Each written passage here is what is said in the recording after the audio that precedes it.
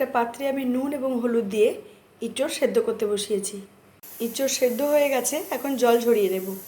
কড়াইতে তেল গরম করে দিয়ে দিচ্ছি এলাচ, লবঙ্গ আর তেজপাতা, আদা এবং জিরের পেস্ট, পরিমাণ মতো নুন এবং হলুদ। একসাথে সব কিছু খুব ভালো করে নাড়িয়ে নিলাম। ফ্লেম লোতে। অ্যাড করে দিলাম একটা টমেটো। লো ফ্লেমে রেখে মশলা এবং টমেটো একসাথে ভেজে নিতে হবে। মশলা থেকে তেল বেরিয়ে এসেছে, সুতরাং মশলা ভাজা হয়ে গেছে। খুব সুন্দর একটা ফ্লেভারও পাচ্ছি। এখন অ্যাড করব সামান্য একটু কাজু আর লাল লঙ্কার পেস্ট, সাথে সামান্য একটু পোস্ত, একদম সামান্য। তো ইচ্ছে করলে আপনারা পোস্তটা স্কিপও করে যেতে পারেন। পোস্তর পরিবর্তে ব্যবহার করতে পারেন চারমগজ পেস্ট। চারমগজ পেস্ট দিলে টেস্ট খুব ভালো হয়। আমার কাছে এই মুহূর্তে ছিল না, যার জন্য আমি দিইনি। আবারও কিছুক্ষণ লো ফ্লেমে রেখে মশলাটা ভেজে নিতে হবে। পুরো মশলাটা একটু নাড়াচাড়া করে দিয়ে দিলাম সেদ্ধ করে জল ঝরিয়ে রাখা এঁচড়। ফ্লেম এবার হাইতে দিয়ে দেব। এঁচড়টা একটুখানি নাড়িয়ে নেওয়ার পর দিয়ে দিচ্ছি সেদ্ধ করে রাখা আলু, টুকরো টুকরো করে কেটে সামান্য একটু নুন দিয়ে আলুটা আমি বয়েল করে রেখেছিলাম। এখন দুটো একসাথে মিশিয়ে কিছুটা কষিয়ে নেব।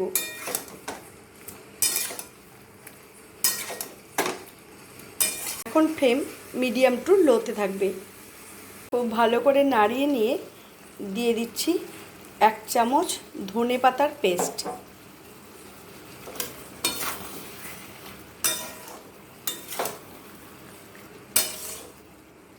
1 চামচ মতো চিনি আমি এখানে ব্যবহার করছি। এই রান্নাটাতে একটু মিষ্টি চিনি হোক বা মিছরি ব্যবহার করলে স্বাদ ভালো হয়।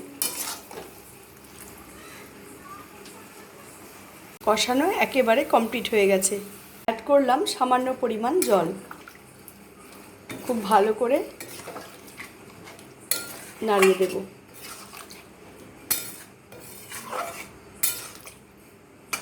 কোনো ঢাকা না দিয়ে হাই ফ্লেমে দিয়ে একটু ফুটিয়ে নেব।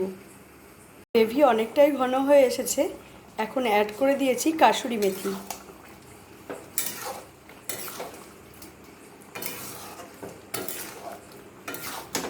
খুব ভালো করে মিশিয়ে নিলাম।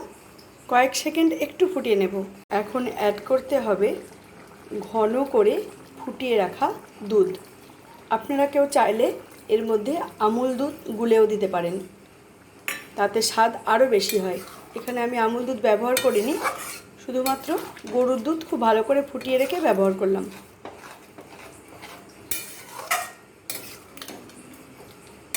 জাস্ট একবার ফুটিয়ে নামিয়ে দেওয়ার পালা, কারণ দুধ খুব ভালো মতো করে ফুটিয়ে ঘন করা ছিল। খুব ভালো করে ফুটিয়ে নিলাম। এখন গ্যাসের ফ্লেম বন্ধ করে দিয়েছি। ঠিক এরকমভাবে নিরামিষ এঁচড় বানালে খেতে অপূর্ব হবে, হার মানাবে খাসির মাংসকেও। অনেক রকমভাবে এঁচড় খেয়েছেন, একবার অবশ্যই এভাবে বানিয়ে দেখবেন। আজকের মতো এখানেই শেষ করছি। ভালো থাকবেন, সুস্থ থাকবেন। আবার আসবো পরের ভিডিও নিয়ে।